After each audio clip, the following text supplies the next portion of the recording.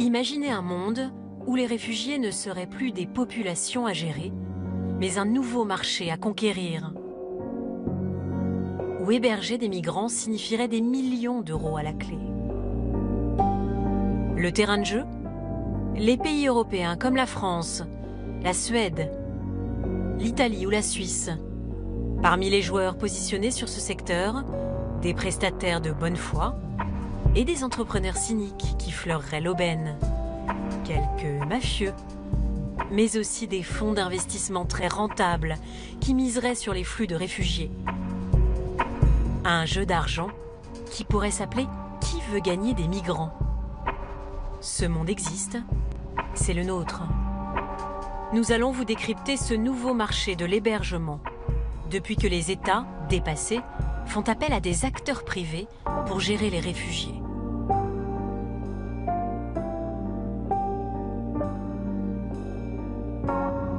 Pour certaines entreprises, cela s'est joué sur un coup de dé.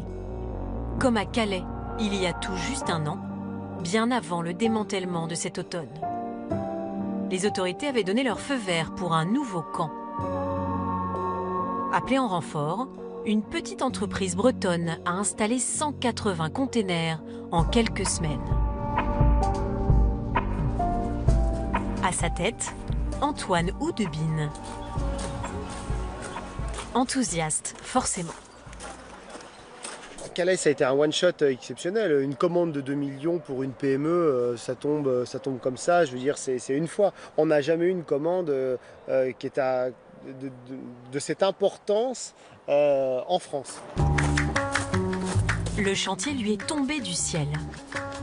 En octobre 2015, Antoine reçoit un coup de fil d'une association en charge des réfugiés, financée par de l'argent public.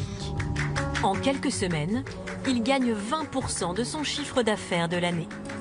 Jusque-là, il fabriquait des containers pour des compagnies pétrolières ou pour l'armée. Mais les réfugiés, il ne connaissait pas.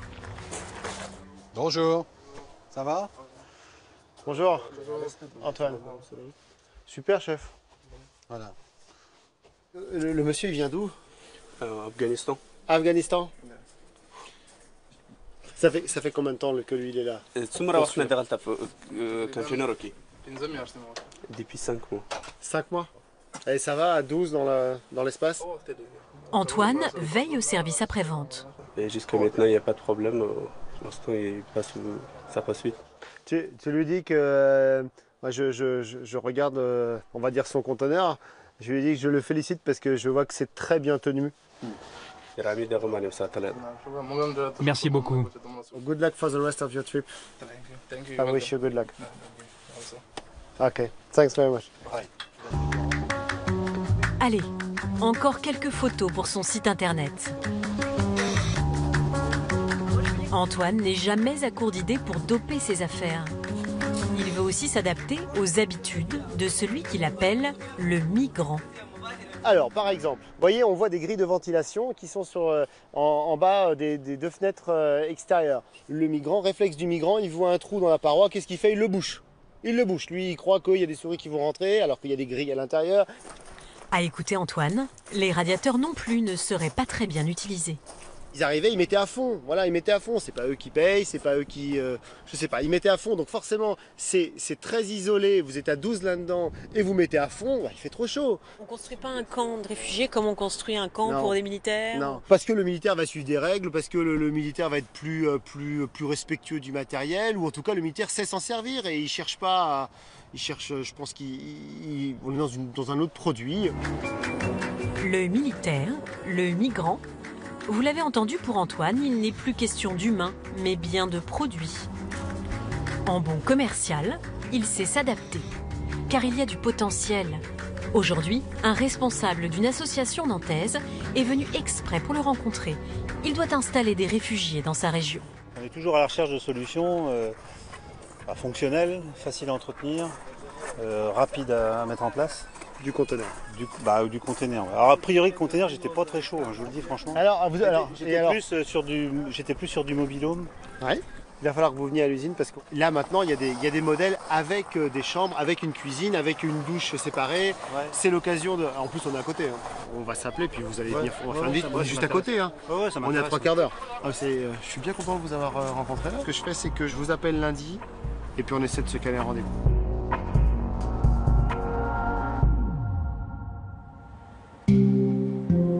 Antoine Oudebine nous emmène dans son usine bretonne. Ici, on découpe, on soude, on transforme des containers en abris. Moi, je trouve qu'il est bien, notre container migrant. Ouais. Moi, je rajouterais pour le migrant peut-être un petit placard, des étagères ici. Moi, je mettrais aussi un poète de savon. Ouais. On va récupérer la place. Exactement. On a intérêt, le groupe Froid Norbert, à dégager l'espace ici, parce qu'ils vont souvent être là. Le migrant, toute la journée, je me demande ce qu'il fait. Alors il va jouer un peu au ballon, je ne sais même pas s'il joue aux cartes, au backgammon, mais les journées sont longues hein, quand on ne travaille pas. Donc ils vont passer du temps sûrement dans le conteneur. Il y a 8 ans, vous n'auriez jamais imaginé faire des logements pour migrants? Il n'y avait pas de migrants, il n'y avait pas de marché, il n'y avait pas de chantier, il n'y avait pas de besoin. Mais vous appelez carrément ça un marché? C'est un vrai marché, le migrant. C'est-à-dire qu'il y a une commande de l'État, il y a une commande de l'Europe, donc forcément, vous avez un appel d'offres, vous répondez ou vous ne répondez pas. Sa démarche commerciale est parfaitement assumée. D'ailleurs, il travaille sur un nouveau projet en région parisienne. Avec le camion. Il y a un accès ici, parce qu'après je vais vous montrer, on va faire ça.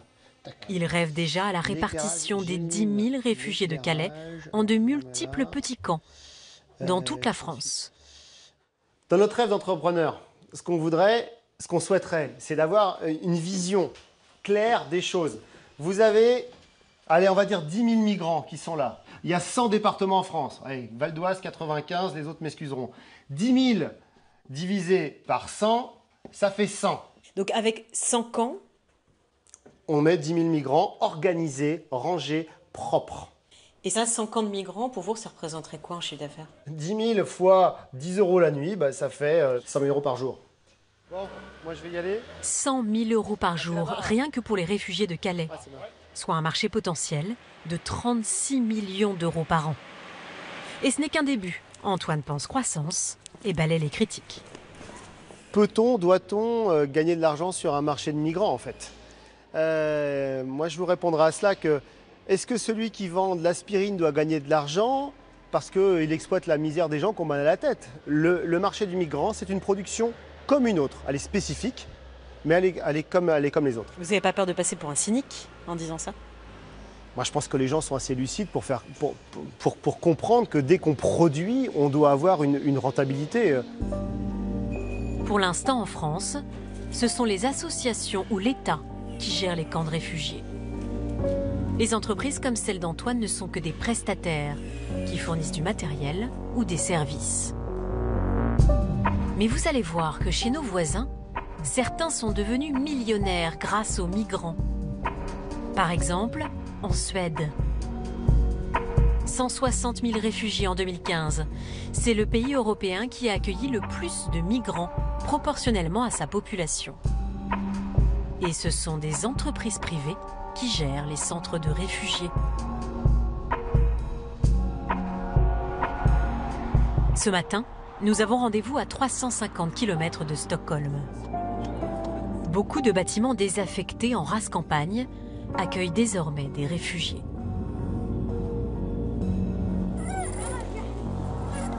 Comme cet ancien sanatorium abandonné. Edouard, how are you? Le patron ici, c'est Bert Karlsson. Chaque jour ou presque, dans ce centre de 500 personnes, il y a des départs et des arrivées. Il y a des nouveaux venus aujourd'hui? Oui, 24. Super. Ils ferment les petits centres, du coup, c'est super pour nous. Bert Karlsson a une bonne raison de se réjouir des arrivées. L'État lui verse 30 € par jour par migrant. Plus il accueille de réfugiés, plus son chiffre d'affaires grossit. J'ai vu la vague de réfugiés arriver, puis j'ai acheté d'autres centres. J'ai commencé avec 2, 4, puis j'en ai eu jusqu'à 55. C'est combien votre chiffre d'affaires? 100 millions d'euros. 100 millions d'euros? Mais c'est énorme. Ouais, absolument.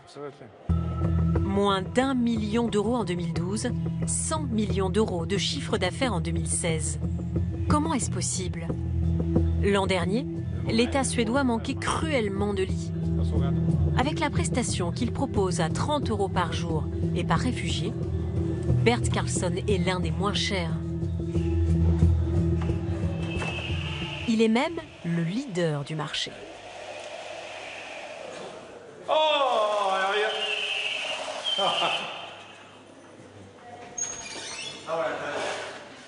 Ici, on a un médecin 2 jours par semaine.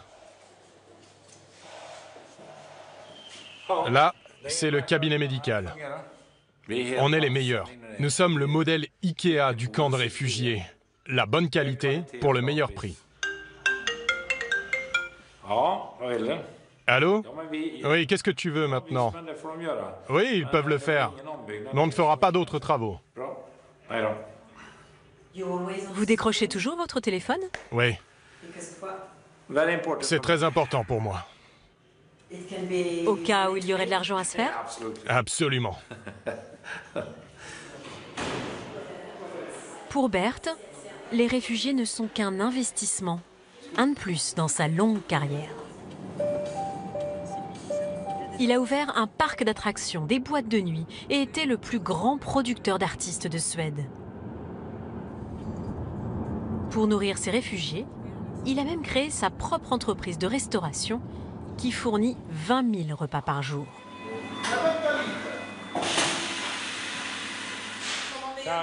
Bon, en réalité, il se contente de reconditionner des surgelés. Nourriture, hébergement. Au fait, quel est son bénéfice? Il nous répond du bout des lèvres. Je me fais une marge de 10%. Vous dites que vous avez un chiffre d'affaires de 100 millions d'euros. Ça veut dire combien exactement dans votre poche? 12%? 12 millions. Bert se sent désormais à l'aise avec nous. Travaille plus vite! Et nous découvrons l'étendue de sa bienveillance à l'égard de ses employés. Travaille! Il témoigne de la même familiarité Ouvre la porte, s'il te plaît. avec cet employé qui vient de Somalie. Ici, il n'y a que des gens de Mogadiscio qui peuvent travailler. D'habitude, ils ont trop chaud. Ça leur fait du bien. Ils sont au frais. Lui, c'est mon employé au noir. La blague raciste est la même en suédois et en français.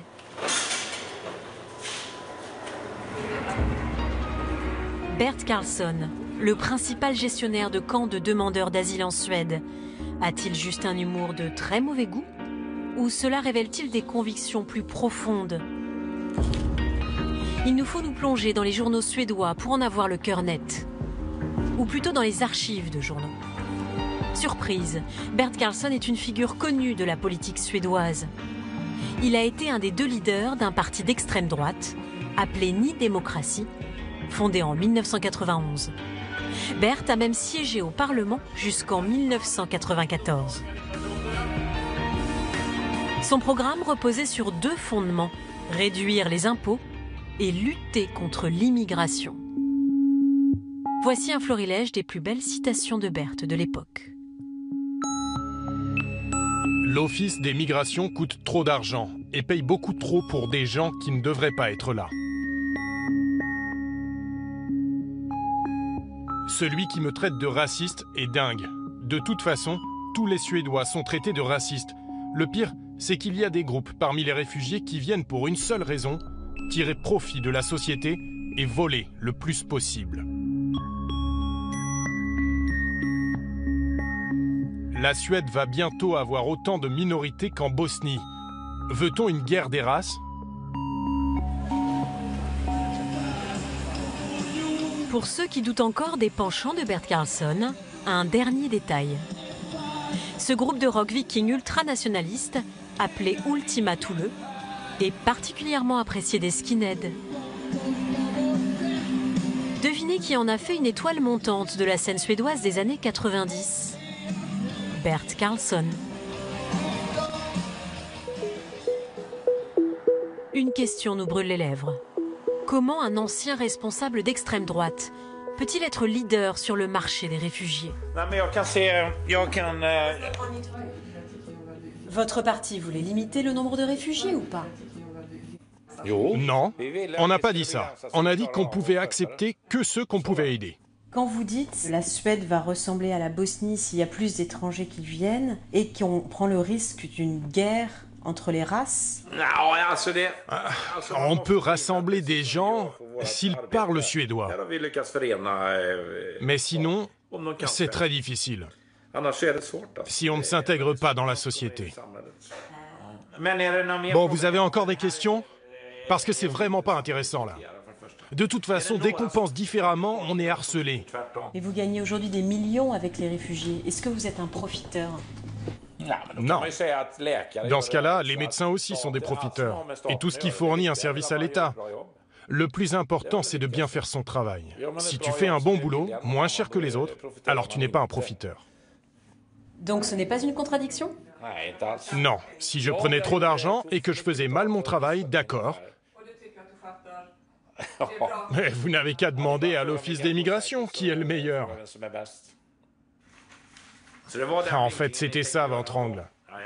Je trouvais ça trop beau que vous soyez venu pour dire quelque chose de bien. Bert Karlsson est-il un des meilleurs partenaires de l'État suédois comme il l'affirme ? Qu'en pense l'Office des migrations qui lui verse des millions d'euros ? Hello, bienvenue. Merci. Nice to meet you. But you have to understand, still, Vous devez comprendre que nous sommes des fonctionnaires. Nous ne pouvons pas avoir de vue politique. Ce n'est pas à nous de décider si on aime quelqu'un ou pas. Nous fonctionnons avec les appels d'offres. Aux yeux de ce responsable, Bert offre le meilleur rapport qualité-prix, avec 30 € par jour et par réfugié. Le prix plafond étant pour l'État de 35 €. Il y a des marges d'au moins 10%. Est-ce que vous payez trop ces gens ? Mais quelle est la marge de profit acceptable ? Ce n'est pas à moi de décider. C'est l'économie de marché.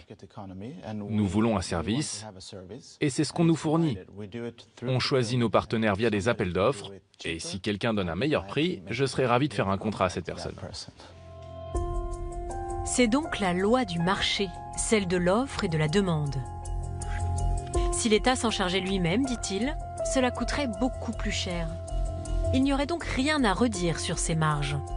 Pourtant, cette note interne d'un autre ministère ne dit pas du tout la même chose.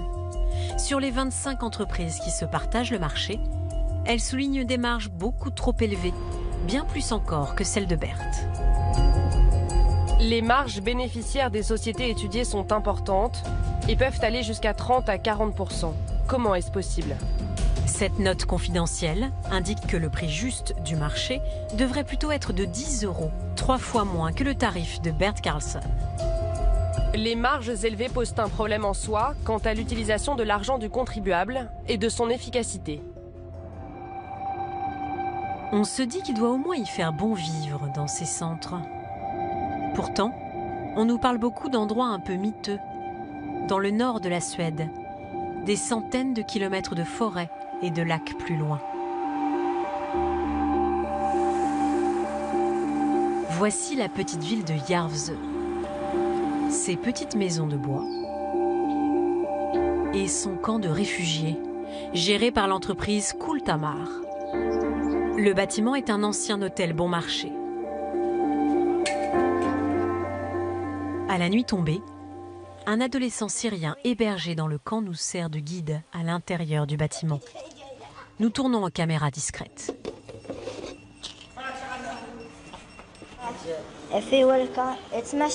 C'est la machine à laver. On y a droit une fois ou deux par mois pour une famille. Le jeune garçon veut aussi nous parler du manque de douche. C'est quoi? Ce sont les douches. Mais parfois c'est fermé. Donc vous ne pouvez pas prendre de douche? C'est fermé parfois. Ici, les gens se lavent le visage et font la vaisselle. Vous avez des éviers dans les chambres? Non. Non.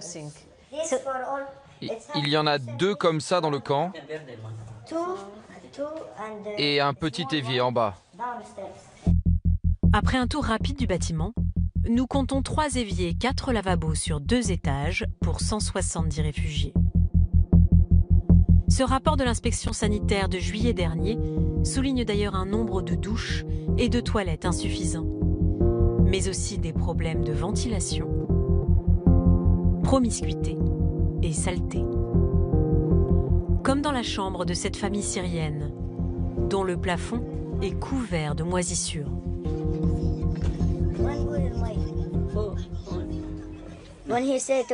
Quand il leur dit qu'il veut changer de chambre, ils lui disent « Débrouillez-vous tout seul, réparez vous-même ».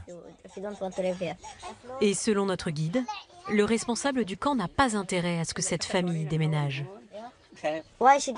Pourquoi ils ne veulent pas que cette famille s'en aille?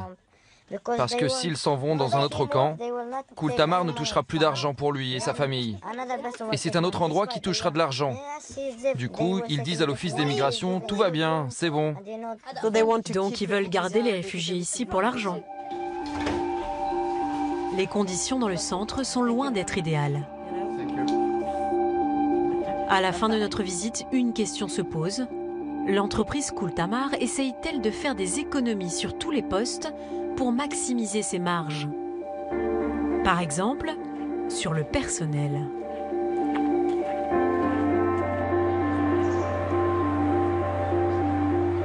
Inger et Marielle ont toutes les 2 travaillé dans le centre de réfugiés. Inger à la réception et Marielle comme animatrice extérieure pendant 8 mois, jusqu'en juillet dernier. Selon ces 2 femmes, au moment où elles y travaillaient, une grande partie des salaires n'était pas payée par l'entreprise, mais par l'État via le Pôle emploi suédois. Je ne suis pas sûre qu'il y ait beaucoup de gens qui aient un vrai contrat de travail chez Kultamar.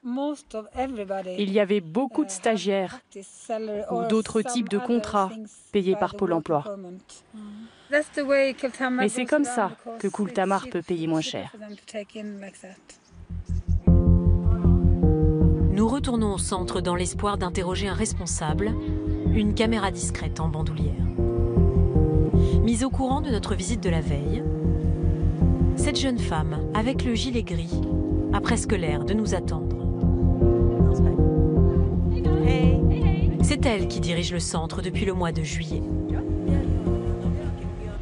Est-ce que Kultamar essaye de réduire les coûts de personnel avec des stagiaires ou des contrats aidés?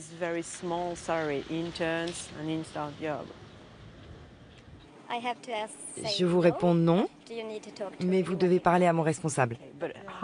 Combien de stagiaires ou de contrats aidés avez-vous? Je ne peux pas vous le dire. Si je pouvais, je vous montrerais et vous verriez que tout est en règle. Mais je ne peux pas vous parler. Merci, au revoir. Puisqu'elle ne veut pas nous répondre, allons directement poser la question au patron de Kultamar. Le voici, Leif Ivan Karlsson. Leif Ivan Karlsson heter jag. Jag är superentreprenör. Un héros d'un programme de télé-réalité qui vit à mi-temps en Floride. Un décor bien loin du quotidien des réfugiés. En Floride, c'est dur de se motiver. Je préfère boire des bières. Je suis un super vendeur de voitures. C'est moi le super vendeur. Nous avions rendez-vous avec lui pour l'interviewer. Nous étions restés un peu vagues. Il a annulé. Alors nous tentons de sonner à sa porte. Belle maison, mais vide, apparemment. 20 minutes plus tard, il finit par arriver. Nous filmons en caméra discrète. C'est Life Ivan? Oui. C'est Élise de la télévision Oh, française. je ne veux pas vous voir, je vous ai envoyé un mail. Mais on est venu de France. Je m'en fiche complètement.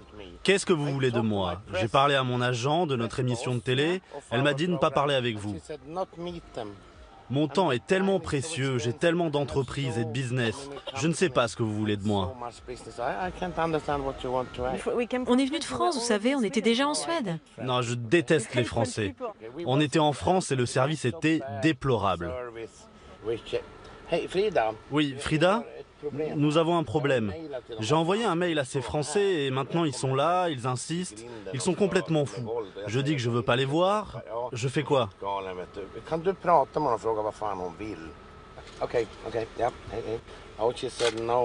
Ok, elle a dit non.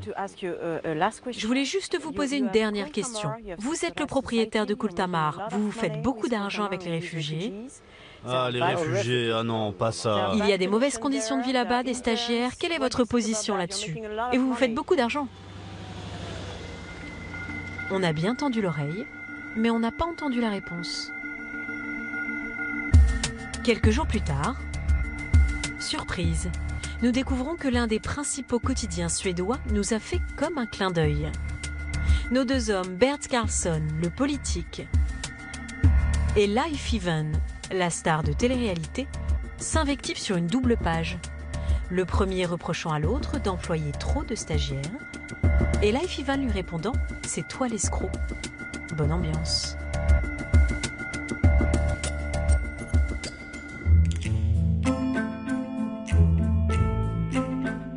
Il y a un pays où certains sont franchement hors la loi, l'Italie.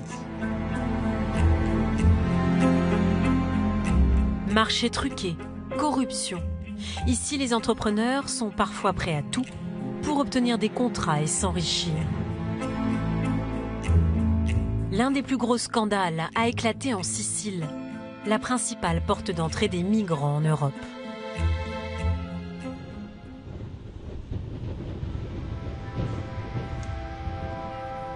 Depuis le début de l'année, 110 000 réfugiés sont passés par là.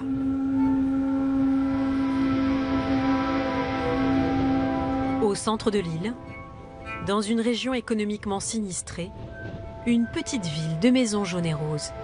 C'est le Carrà de Mineo, le plus grand centre pour demandeurs d'asile en Europe.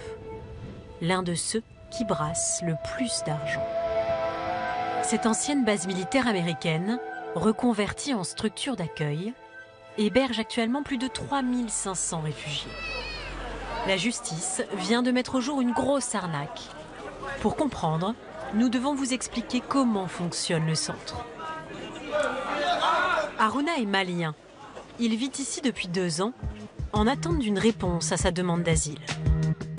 L'État verse au centre 29 € par jour pour l'héberger, le nourrir, le soigner, lui fournir des cours de langue et pour l'accompagner dans ses démarches.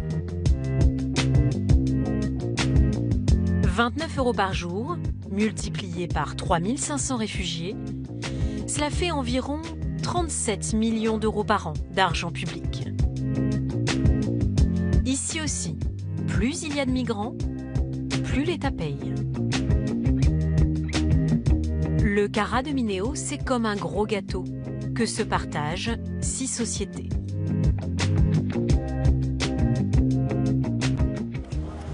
Dégage-t-elle des marges, comme en Suède? Le directeur du centre est catégorique. Non, on ne se fait pas de marge. C'est pas un bon business? Non, il suffit de faire les comptes. Avec tout ce dont on a besoin pour gérer un centre de cette taille, vous allez vous rendre compte qu'il n'y a pas de business ici. On ne peut pas en faire. Pas de marge. Ces sociétés travailleraient-elles par pure charité? Pas si sûr si l'on en croit la justice. Car ce que le directeur ne dit pas, c'est qu'il est sous le coup d'une enquête pour fraude à l'argent public. Le parquet soupçonne le centre d'avoir gonflé les chiffres des réfugiés pour percevoir plus d'argent. On appelle ça l'arnaque au badge. On vous explique. Avec Aruna, le réfugié malien. Quand il est arrivé, Il a reçu un badge qui enregistre ses entrées et sorties, ses activités dans le camp, comme ici, à la cantine. Ces badges permettent de compter les réfugiés. Lorsqu'Haruna quittera le centre, son badge sera désactivé. La direction devra alors transmettre l'information à l'État, qui cessera de verser les 29 € par jour pour Haruna. Sauf que la justice soupçonne le centre de ne pas avoir déclaré certains départs pour continuer de percevoir l'argent. 1 million d'euros auraient été détournés.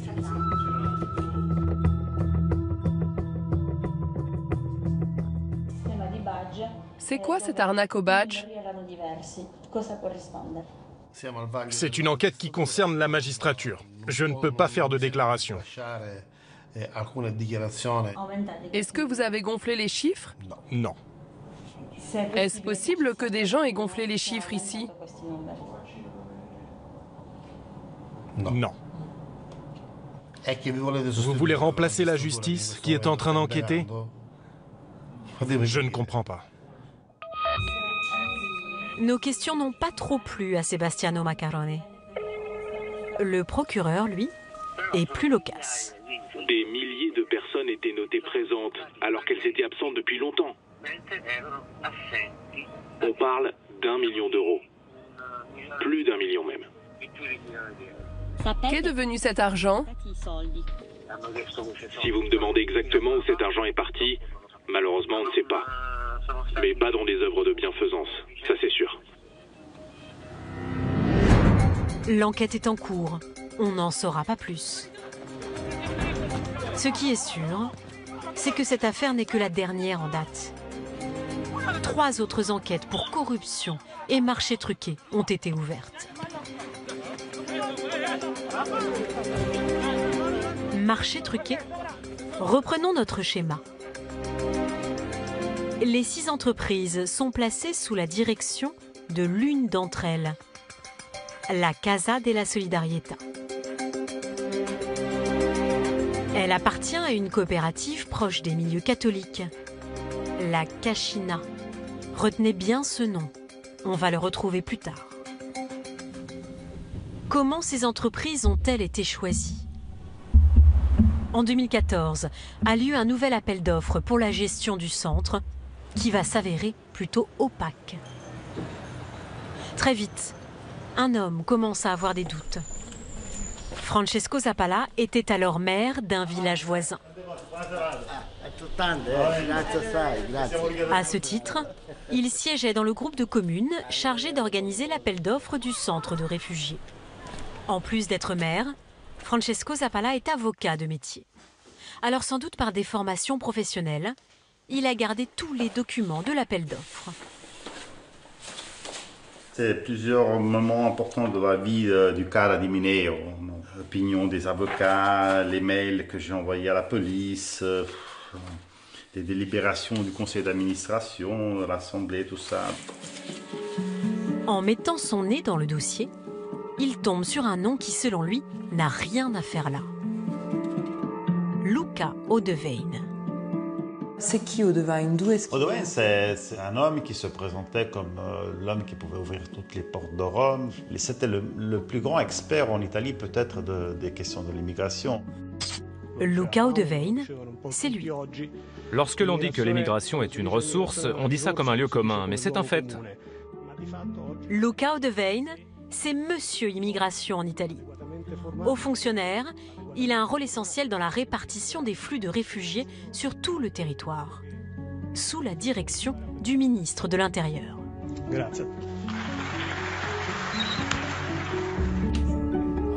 Or, en mai 2014, Luca Odevaine est nommé à un tout petit poste auprès des communes du Cara de Mineo. Il est chargé de recenser les financements européens, le travail d'un employé de mairie. Donc, alors à ce moment-là, j'ai eu de nouveau alarme rouge. On n'avait pas besoin de faire venir un mec de Rome pour présenter un projet. Et donc, ça soit tout de suite... En fait, il nomme quelqu'un de très important sur des questions techniques, et du coup, vous vous dites c'est bizarre. Ouais, c'est bizarre. C'est bizarre parce qu'en plus, il ne gagnait même pas beaucoup d'argent. Et il n'y avait aucun intérêt pour faire ça. Dans le doute, Francesco Zappala prévient la police. La suite lui donne raison. 6 mois plus tard, Luca Odevaine est arrêté pour corruption. Il est soupçonné d'avoir touché de l'argent pour influencer l'appel d'offres en faveur de la fameuse Cascina dont on vous a parlé. À ce stade, ce n'est plus en Sicile que ça se passe.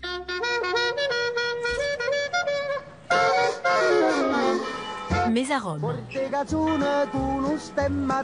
C'est là que nous obtenons le dossier d'instruction et nous découvrons que Luca Odevaine n'a pas fait qu'un travail d'employé de mairie. Il a écrit lui-même l'appel d'offres, avec des critères tellement précis que seuls ses amis de la Cascina pouvaient l'emporter.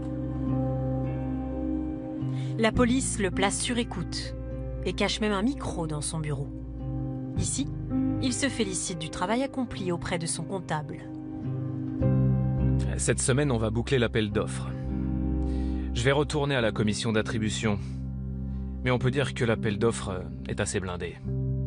En somme, il sera difficile que quelqu'un d'autre remporte le marché. Si Luca Odevaine se donne tant de mal pour la Cascina, c'est parce que celle-ci lui verse de l'argent. De la pure corruption de fonctionnaires. Selon l'enquête, la Cascina versait 10 000 € par mois à Luca Odevaine depuis 2012. Mais en 2014, il se montre plus gourmand. Les réfugiés arrivent en masse au Carrara de Mineo.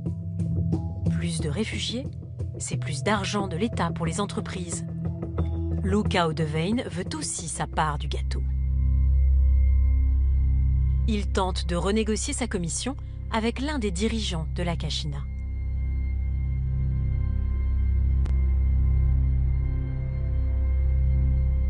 On avait un accord quand il y avait 2000 réfugiés. Oui. De 2000, on va passer à 4000. Donc on avait dit qu'on doublait. Donc moi j'avais compris qu'on allait doubler ma commission et que de 10 000 €, on allait passer à 20 000 €. La Cascina cède et double l'enveloppe. Luca Odevaine touche une grande partie de ses commissions en liquide.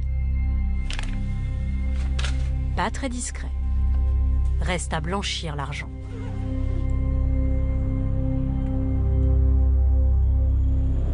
C'est dans les locaux de sa fondation, Integrazione, censée venir en aide aux réfugiés, que le haut fonctionnaire organise son trafic.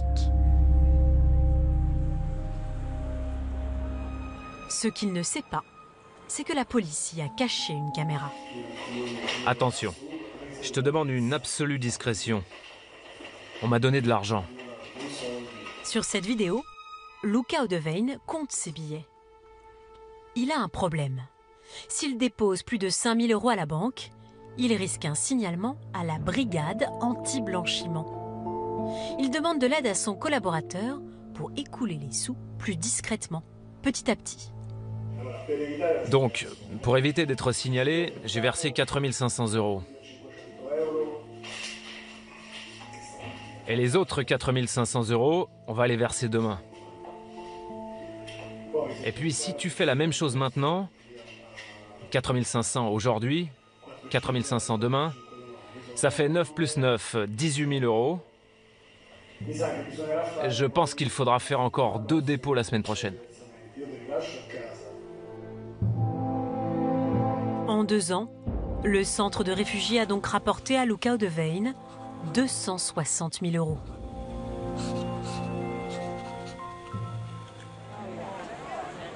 Nous avons tenté de joindre Luca Odevaine, mais il est assigné à résidence et ne peut pas s'exprimer. C'est donc son avocat qui nous reçoit. Une semaine avant ce tournage, son client a reconnu les faits. C'est un fonctionnaire, donc oui, il y a eu de la corruption. Et pourquoi était-il corrompu? La raison était de faciliter l'attribution du contrat à un concurrent, à un unique concurrent. Qu'est-ce qu'il a fait avec cet argent? Il les a dépensés. Il s'agit de quoi? 5 000 euros par mois. C'est pas des millions. Non, c'était 10 000, puis 20 000 euros. Oui, sur 2 ou 3 ans, tous les mois. Du coup, il faisait de l'argent sur les réfugiés. Odevain? Comment il aurait fait? Non. Mais de fait, il a bien gagné 260 000 euros sur le dos des réfugiés. Si d'un point de vue journalistique vous aimez cette formule, alors d'accord.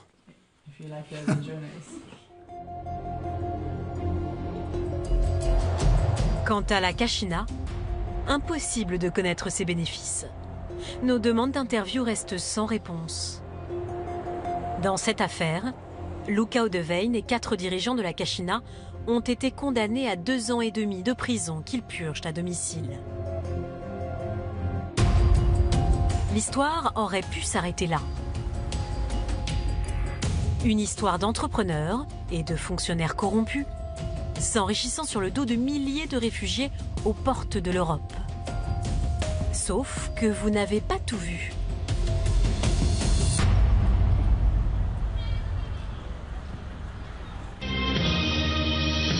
Buongiorno dalla redazione multimediale. In primo piano sempre l'inchiesta sulla mafia nella capitale. Gli inquirenti stanno... C'est une autre affaire dont il s'agit, Mafia Capitale.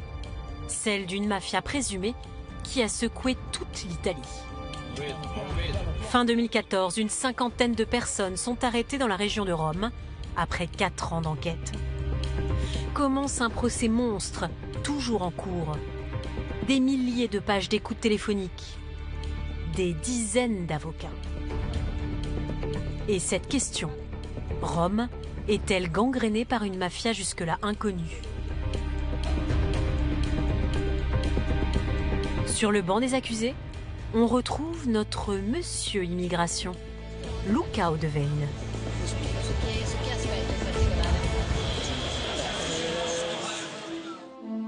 Luca Odevain n'aurait pas profité uniquement du Cara de Mineo. Il aurait également touché de l'argent de la part de cette mafia présumée. On vous résume. À la tête de l'organisation, 2 parrains présumés. Massimo Carminati, dit Le Borgne, et Salvatore Buzzi. Entre autres business, Salvatore Buzzi dirige l'entreprise Eriques 29, qui gère une 15aine de centres dans la région de Rome. Buzzi aurait versé 5 000 euros par mois à Luca Odevain pour orienter les flux de réfugiés vers ces structures d'accueil. Là encore, nous avons eu accès aux écoutes de la police.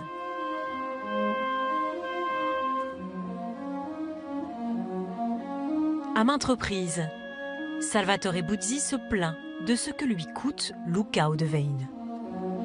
Luca, il prend du pognon, c'est pour ça qu'il doit pas me casser les couilles. 5 000 euros par mois, c'est pas croyable. Mais quelques mois plus tard, Salvatore Buzzi, entouré de ses collaborateurs, se félicite d'un investissement qui semble avoir porté ses fruits. Luca Odevain touche 5 000 euros par mois depuis 3 ans. Je sais. Et l'investissement a payé, car les immigrés arrivent. Cette fois, l'argent ne transite plus seulement dans des enveloppes, mais sur les comptes de la femme et du fils de Luca Odevain. 5 000 euros par mois depuis 3 ans. Et puis il y a l'argent au noir, et il y a les appartements qu'on loue pour sa femme et son fils. L'argent, c'est lui qui le récupère. En tout, Luca Odevain aurait touché 220 000 euros de la part de Salvatore Buzzi. 220 000 euros de la part de Buzzi, 260 000 euros de la Kachina, près d'un demi-million d'euros de pots de vin présumés. Du côté de Salvatore Buzzi, nous avons cherché à connaître son chiffre d'affaires sur les centres de réfugiés. En vain. Mais dans cette vidéo de la police, il dit se faire beaucoup d'argent. Tu sais combien je gagne, moi, avec les migrants? Oui, mais cela n'a rien à voir. T'as une idée? Ce n'est pas un chantier qui te fait gagner des milliards. T'as une idée de combien je gagne avec les migrants? Le trafic de drogue est moins rentable. La drogue moins rentable que les migrants? La phrase a fait l'effet d'une bombe en Italie. Salvatore Buzzi est aujourd'hui dans une prison de haute sécurité dans le nord du pays. Il assiste à son procès par vidéoconférence. Les réponses, c'est son avocat qui s'en charge. Les migrants sont plus rentables que la drogue. C'est l'une des phrases les plus malheureuses que Salvatore Buzzi a pu dire.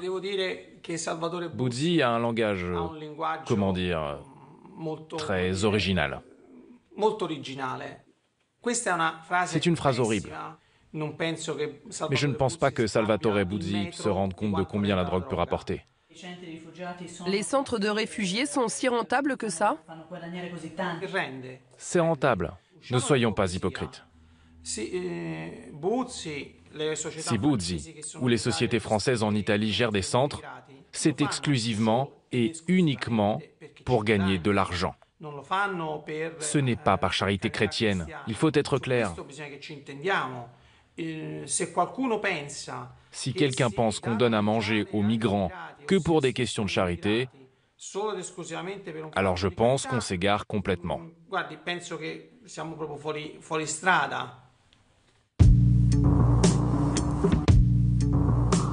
Aujourd'hui encore, les centres de Salvatore Buzzi et le Carrà de Mineo en Sicile sont toujours gérés par les mêmes entreprises, placées sous administration judiciaire. Régulièrement, des affaires éclatent un peu partout dans le pays. Devant l'urgence humanitaire, l'État n'a pas mis en place les structures de contrôle nécessaires.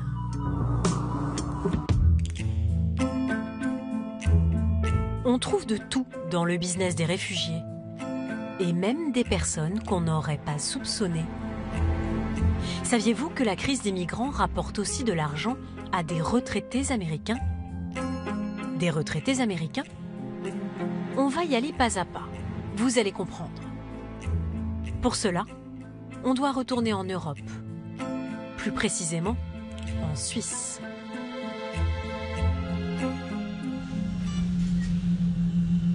À Zurich, une entreprise privée est leader dans la gestion des centres de réfugiés. Elle s'appelle ORS. Depuis 4 ans, elle est en plein boom. Elle a également le monopole des structures fédérales en Autriche et commence à s'implanter en Allemagne. ORS marche tellement bien qu'en 2013, elle est rachetée par un fonds d'investissement britannique, Equistone. Cette fois, c'est le monde de la finance qui s'intéresse aux réfugiés.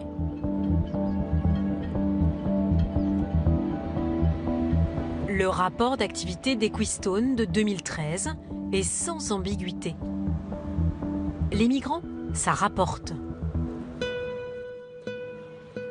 ORS a un potentiel de croissance grâce à l'augmentation constante du nombre d'immigrés entrant en Europe.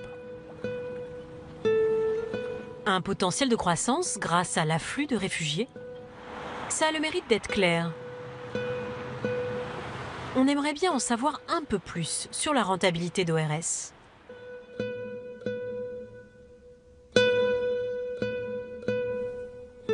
En 2013, vous avez été racheté par un fonds d'investissement, Equistone. Oui, je crois que c'est parce qu'Equistone sait que le service que nous fournissons est d'une grande qualité. La qualité. Le directeur n'a que ce mot à la bouche.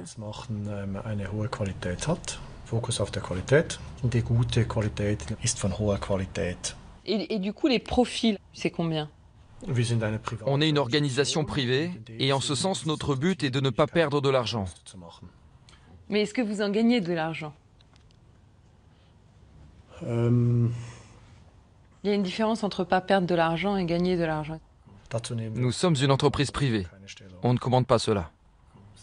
C'est un secret d'affaires? Ouais. Un secret d'affaires. Tout ce qu'on a trouvé, ce sont les comptes de la filiale autrichienne. En 2014, ORS réalisait un bénéfice d'1 million d'euros.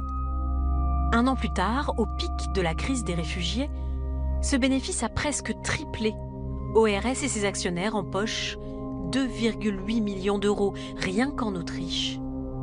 Mais impossible d'avoir les chiffres globaux d'ORS. Quant à Equistone, le fonds n'a pas voulu commenter ces investissements. Une chose est sûre,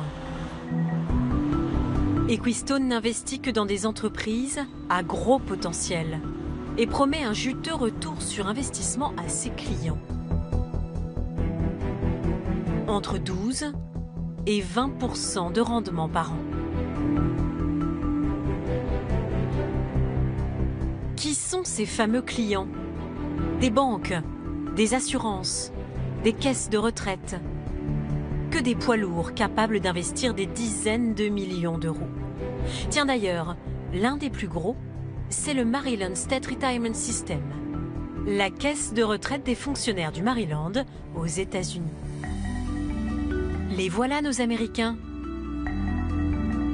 C'est leur argent qui a permis d'acheter ORS. Et plus il y a de réfugiés, plus ORS fait de bénéfices, mieux c'est pour leur retraite. Youpi! Et si nous allions les voir?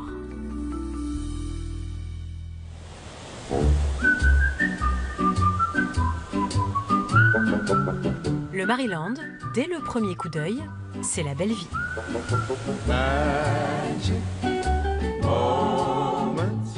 Les fonctionnaires qui cotisent à cette caisse de retraite sont à 2 pas. Ce jour-là, a lieu la convention annuelle des professionnels de l'éducation du Maryland. Tous dépendent du même fonds de pension et recevront des dividendes des centres de réfugiés.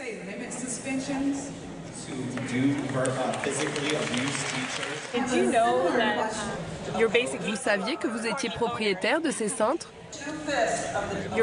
Ah non, je ne savais pas. Ça vous fait quoi? Je ne suis pas au courant. Je ne peux pas répondre. Est-ce que vous saviez que votre fonds de pension a investi dans des centres de réfugiés en Europe? Écoutez, on est au milieu de notre convention ici. Franchement, c'est pas le moment. Il faut partir là, il faut partir. Pas très accueillants, nos fonctionnaires. Éteignez la caméra. Dehors, dehors. Bon, on aura peut-être plus de chance à l'extérieur. Bonjour, j'ai une petite question.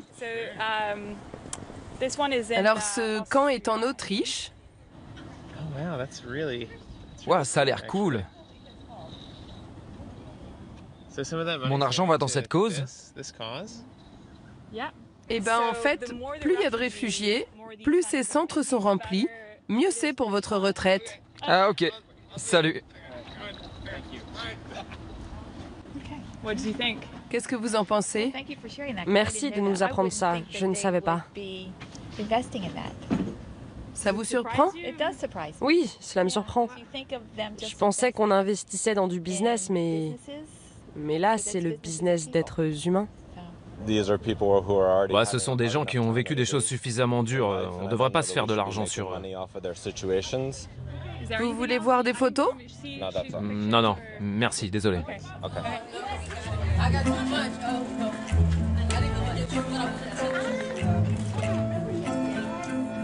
Face à une détresse humaine que l'on ne peut ignorer, qui doit gérer?